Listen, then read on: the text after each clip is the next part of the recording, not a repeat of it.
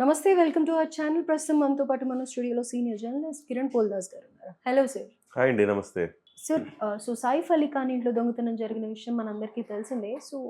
ఏంటి దొంగని పట్టుకున్నాము అని చెప్పేసి పోలీసులు చెప్పారు. బట్ స్టిల్ ఇంకా ఎలాంటి దాని గురించి అప్డేట్ లేదు. ఎవరు ఇంతకీ అటాక్ చేశారు? ఏం జరిగింది అనే క్లారిటీ ఇప్పటికీ లేదు. ఎందుకని ఇంత లేట్ అవుతుంది అని అంటారు? అంటే మీకే కాదు, అందరికి ఇదే ఒక ప్రశ్న వస్తుంది. ఒక సంఘటన జరిగినప్పుడు అత్యంత భద్రతా పరంగా చాలా కీలకమైన ప్రాంతంలో ఒక సంఘటన జరిగినప్పుడు ఆ సంఘటన తాలూకు సీసీ కెమెరా ఫుటేజ్ కూడా పూర్తిగా తీసుకోలేని పరిస్థితుల్లో పోలీస్ శాఖ ఉందా? సార్ అంటే మనకి కొన్ని విజువల్స్ లో కనిపించాయి కదా సార్. 6th ఫ్లోర్ లో దొంగ కనిపించడం, అవును, ఒక 6th ఫ్లోర్లోనే కనిపించింది. మరి 11th ఫ్లోర్లో 12th ఫ్లోర్లో ఎందుకు కనపడలా? సీసీ కెమెరాలు ఎందుకు లేవు? ఉంటే దానికి సంబంధించిన విజువల్స్ ఎందుకు ఇవ్వాలా? అసలు అపార్ట్మెంట్లోకి ఎంటర్ అవుతున్నప్పుడు వాడు ఎక్కడి నుంచి ఎంటర్ అయ్యాడు అనేది సీసీ కెమెరా విజువల్ ఉంటుంది కదా.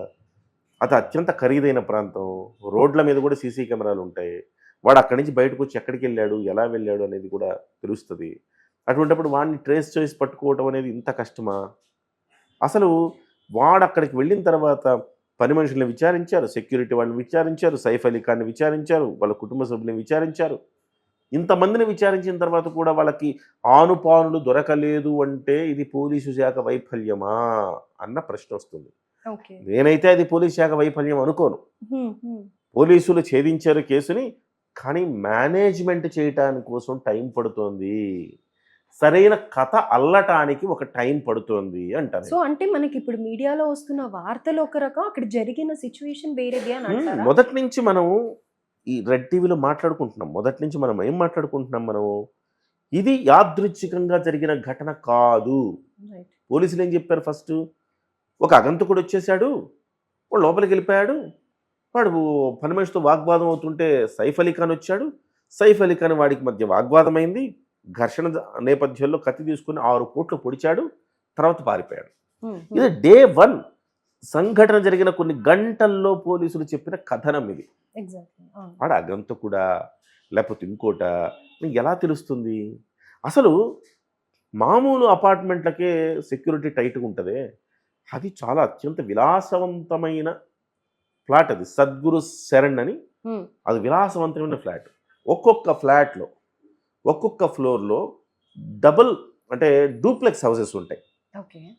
1-2 ఫ్లోర్లు కలిపి ఒక ఫ్లాట్, 3-4 ఫ్లోర్లు కలిపి ఒక ఫ్లాట్, అట్లా ఉంటుంది. సో ఒక్కొక్క ఫ్లాట్లో 5 బెడ్రూమ్లు ఉంటాయి. సో ఇందులో 12 అంతస్తులు మొత్తం.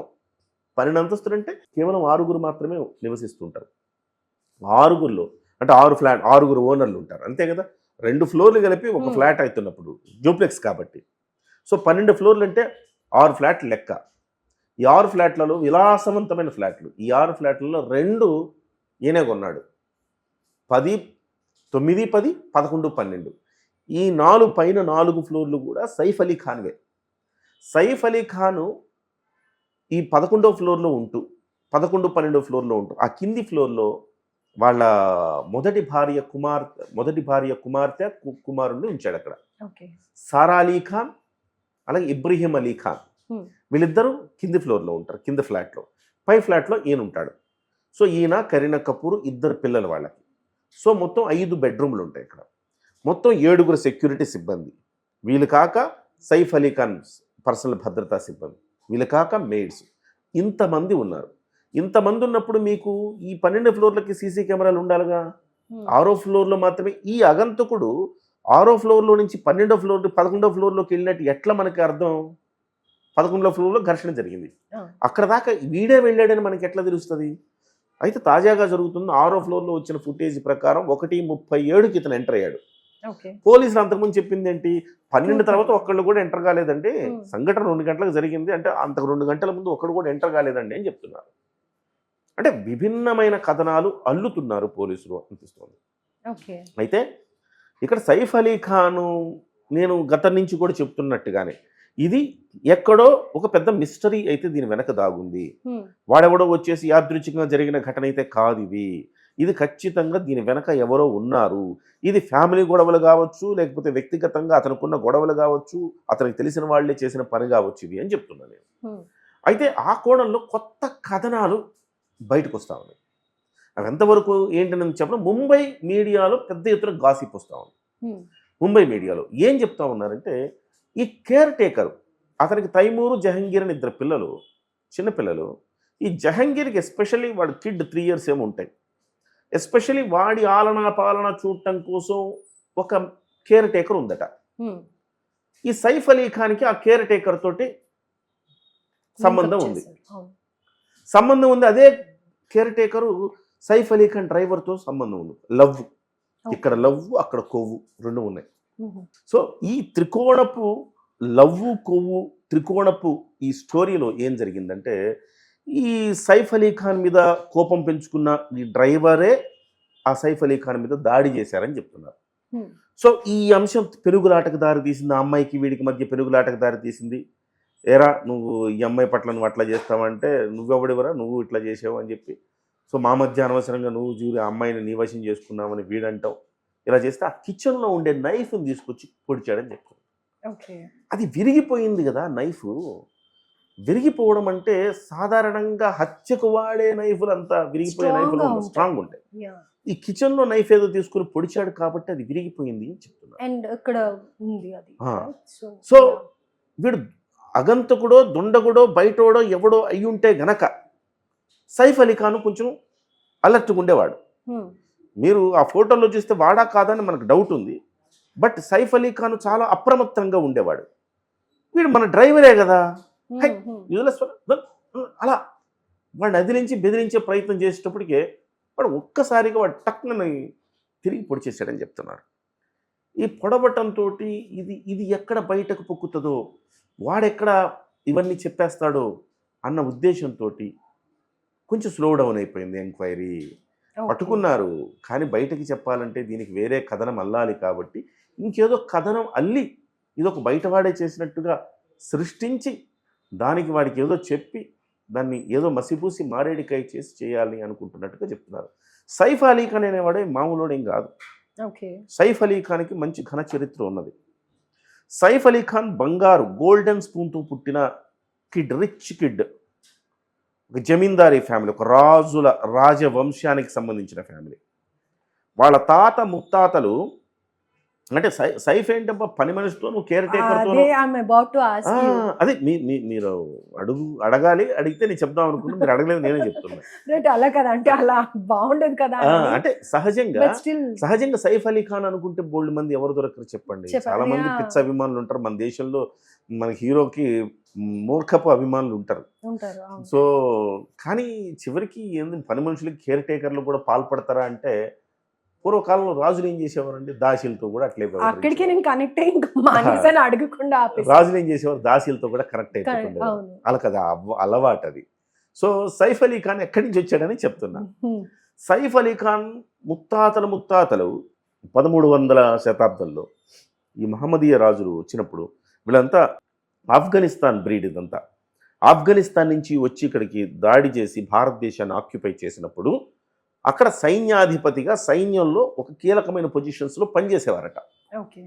పనిచేసినప్పుడు వీళ్ళు కూడా వచ్చేసరికి ఇక్కడ అంత బాగుంది, అంత నడుస్తూ ఉంది. ఇక్కడ మొత్తం కబ్జా చేశారు, కబళించారు, భారతదేశాన్ని ఆక్రమించి ఒక రకంగా బలాత్కారం చేశారు భారతదేశాన్ని ఆ సమయంలో. అప్పుడు బ్రిటిష్ వాడు వచ్చారు. బ్రిటిష్ వాడు వచ్చిన తర్వాత వీళ్ళు బ్రిటిష్ తొత్తులుగా మారిపోయి ఇంటర్నల్గా వాళ్ళకి సహాయం చేయడం మొదలుపెట్టారు. ఒక్కొక్క మహమ్మదీయ రాజును కొట్టుకుంటూ వెళ్ళటానికి వీళ్ళు ఇక్కడ వాళ్ళతో కుమ్మక్కై వాళ్ళకి సహాయం చేశారు. ఈ సహాయం చేసిన దానికి ప్రతిగా వీళ్ళకి పటౌడి అనే ఒక ప్రాంతాన్ని వాళ్ళు అక్కడ కట్టబెట్టారు. పటౌడి అనే ఒక ప్రాంతాన్ని మీరు ఓకే ఇది మీ రాజ్యంగా మీరు చూసుకోండి అని చెప్పారు. సో దానికి వీళ్ళ పటౌడీలకు రాజులుగా వ్యవహరించిన తర్వాత అక్కడి నుంచి వాళ్ళ వంశం అట్లా కంటిన్యూ అవుతా వచ్చింది. హర్యానాలో దాదాపు దగ్గర ఒక 100 ఎకరాల విస్తీర్ణంలో 150 గదులతో ఒక పెద్ద బంగ్లా ఉంది వాళ్ళకి. ఆ బంగ్లాలో ఇవాళ షూటింగ్ చేయాలంటే పర్ డే 25 లక్షలు కాస్ట్. ఇవాళ దాని షూటింగ్లకు ఇచ్చేసాడు ఈయన. సో అది కావచ్చు, చుట్టుపక్కల ల్యాండ్స్ కావచ్చు, ఏముందండి వీళ్ళందరూ బయట నుంచి వచ్చేసి దోచుకున్న సొమ్మే కదండి. భారతదేశం అనేది ఒక బంగారు ప్రదేశం ఇది. మనుషుల్ని ఇబ్బంది పెట్టారు, మత మార్పిళ్లు చేశారు, దుర్మార్గాలకు పాల్పడ్డారు, ఊసకోతలకు పాల్పడ్డారు, దాష్టికాలకు వ్యవహరించారు. ఆ జాతి వీళ్ళది. ఓకే. ఈ సైఫ్ ఖాన్ అనే వాళ్ళ జాతి ఈ రకంగా భారతదేశాన్ని దోచుకున్న, బలాత్కరించిన జాతి వాళ్ళది. సో వాళ్ళ దగ్గర నుంచి వచ్చిన ఆ బుద్ధులు ఎక్కడికి పోతాయండి? ఎక్కడికి పోవు కదా. సో ఆ రకంగా అక్కడి నుంచి వస్తున్న నేపథ్యంలో ఇప్పుడు సైఫ్ అలీ ఖాన్ ఏంటి తెలుసా? 10వ నవాబు. ఓహో! ఇటీవల కాలంలోనే ఆయనకి వాళ్ళ నాన్నగారు 2011లో చనిపోయిన తర్వాత అఫ్కోర్స్ అప్పుడు ఇప్పుడేం పప్పులు ఉడకవు కదా, కానీ చాలా కాలంగా వాళ్ళ పప్పులు ఉడికి పరిస్థితి ఏం లేదు. కాకపోతే ఆ డైనస్టీ అలా కొనసాగుతూ వస్తూ ఉంది కదా. ఇప్పుడు ఆ కొనసాగింపులో ఇతను 10వ నవాబుగా ఈ మధ్య కాలంలో 2016 ఐ థింక్ ఒక 5-6 ఏళ్ల క్రితం అనుకుంటా. ఈ మధ్యకాలం అతను పట్టాభిషిక్తుడు కూడా అయ్యాడు. ఓకే. రాజుల బలుపు అవి ఉంటాయి కదా. మన దగ్గర పనిచేసే ప్రతి దాసి మనకి ఎప్పుడు చెప్తే అప్పుడు మనతో ఉండాలి అనే ఒక బలుపు ఉంటుంది కదా. సో అది ఈయన కూడా ఆ కంటిన్యూ బలుపు చేస్తున్నారు. ఈయనకు కూడా ఉంది. అందుకే ఈయన పుట్టిన తర్వాత లండన్‌లో అక్కడంతా చదువు వెలగబెట్టినప్పుడు చదువేం వెలగబెట్టలేదు ఈయన. ఓకే. అమ్మాయిలతో తిరగడాలు, చెడు వ్యసనాలకు బానిస అవ్వడాలు ఇవన్నీ చేశాడు. హ్మ్. అట్లా కాదురా బాబు అని తీసుకొచ్చి వాళ్ళ నాన్న క్రికెటర్ చేద్దామంటే వాళ్ళ అమ్మ లేదు లేదు సినిమా నటుడిని చేయాలంటే వాళ్ళమ్మ అంటే వాళ్ళమ్మ షర్మిలా ఠాగూర్ హిందూ. రవీంద్రనాథ్ ఠాగూర్కి సంబంధించిన వాళ్ళనమాట వాళ్ళు. సో వాళ్ళమ్మేమో సినిమా హీరోయిన్ చేద్దాము నా కొడుకుని అని అనుకొని సినిమా ఇస్తే, సినిమా ఫస్ట్ 23 ఏళ్ల వయసులో సైఫ్ అలీ ఖాన్‌కి ఒక సినిమా ఛాన్స్ వస్తే దాంట్లో అమృత సింగ్ హీరోయిన్‌గా తీసుకుంది. హీరోయిన్ ఈ అమ్మాయి 12 ఏళ్ళు పెద్దది అతనికంటే. హీరోయిన్‌గా తీసుకుంటే ఇతనేం చేశాడు, ఆ అమ్మాయితో ప్రేమాయణం మొదలుపెట్టాడు. ఓకే. ఆ అమ్మాయితో ప్రేమాయణం మొదలుపెట్టి షూటింగ్‌కి రండిరా బాబు 9 గంటల కంటే చట్టపట్టాలేసుకొని వెళ్ళిపోయేవాళ్ళు. వీళ్ళందరూ వెయిట్ చేసి ఈడికి అసలు సీరియస్‌నెస్ లేదు. వీడిని తీసుకొని మనం సంక్రాంతికి పోయేటట్టున్నామని వీళ్ళిద్దరిని తీసేసి వేరే వాళ్ళని పెట్టుకొని ఆ సినిమా కంప్లీట్ చేసుకున్నాడు. ఓకే.